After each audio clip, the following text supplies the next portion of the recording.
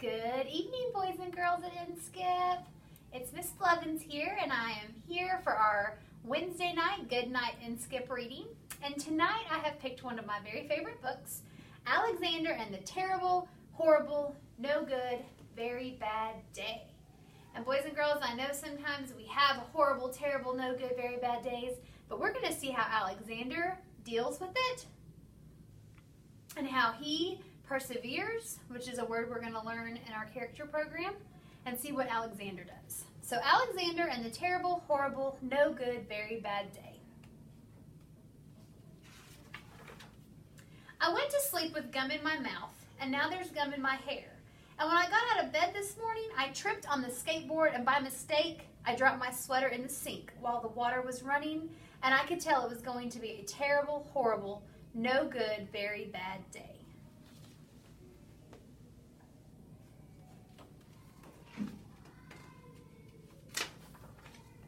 At breakfast, Anthony found a Corvette Stingray car kit in his breakfast cereal box, and Nick found a junior undercover agent code ring in his breakfast cereal box. But in my breakfast cereal box, all I found was breakfast cereal. I think I'll move to Australia. Already at breakfast, he is not having a good day. Brother's got stuff that he didn't get. And in the carpool, Mrs. Gibson let Becky have the seat by the window. Audrey and Elliot got seats by the window too. I said I was being scrunched. I said I was being smushed. I said if I don't get a seat by the window, I'm going to be car sick. No one even answered. I could tell it was going to be a terrible, horrible, no good, very bad day.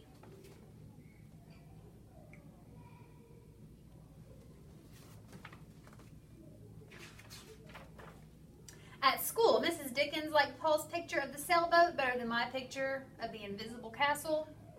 At singing time, she said I sang too loud. At counting time, she said I left out 16.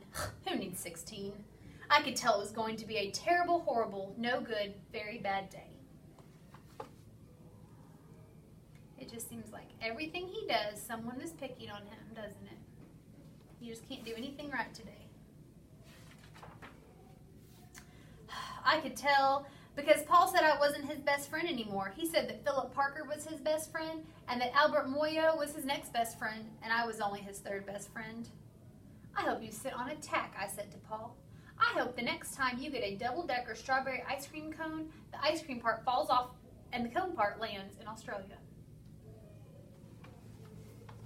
So now he's starting to feel like his friends don't like him either. Starting to feel like he's all by himself.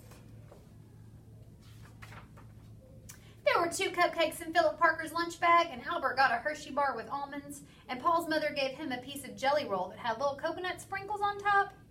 Guess whose mother forgot to put in dessert? It was a terrible, horrible, no good, very bad day.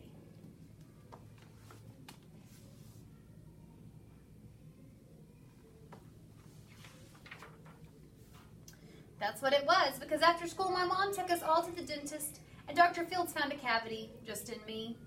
Come back next week and I'll fix it, said Dr. Fields. Next week, I said, I'm going to Australia.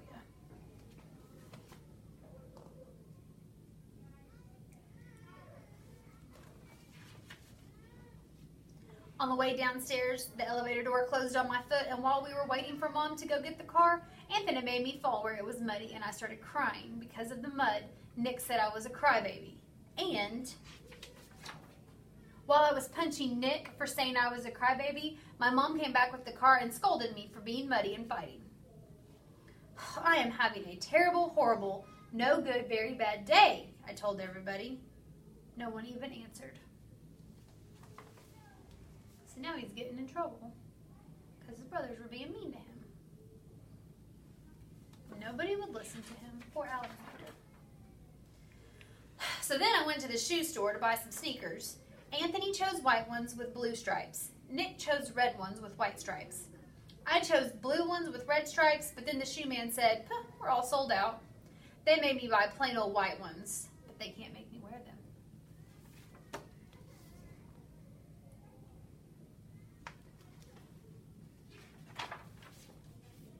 When we picked up my dad at his office, he said I couldn't play with his copy machine, but I forgot. He also said to watch out for the books on his desk, and and I was as careful as could be except for my elbow. He said also don't fool around with his phone, but I think I might have called Australia. My dad said, please don't pick him up anymore. It was a terrible, horrible, no good, very bad day. Sometimes those elbows, they get loose. They get to flying around. There were lima beans for dinner, and I hate lima beans. There was kissing on TV, ugh, and I hate kissing.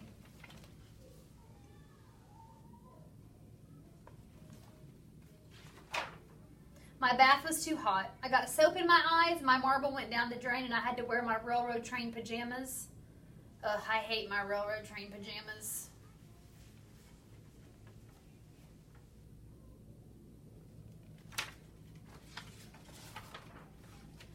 When I went to bed, Nick took back the pillow he said I could keep, and the Mickey Mouse nightlight burned out, and I bit my tongue.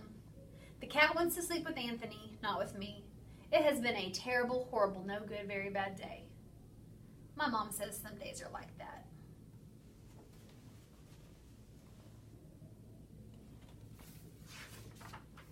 Even in Australia. And there's a picture of Alexander finally sleeping. Oh, so boys and girls, Alexander had a terrible, no good, very bad day. But you know what? He made it through it. He went to bed. And when he gets up tomorrow, tomorrow is not going to be a terrible, horrible, no good, very bad day. So that is the lesson to our story tonight. If you are having a bad day, let somebody know and we will do anything we can to help you. But just know that tomorrow will be a better day. I hope everybody has a good night. See you tomorrow.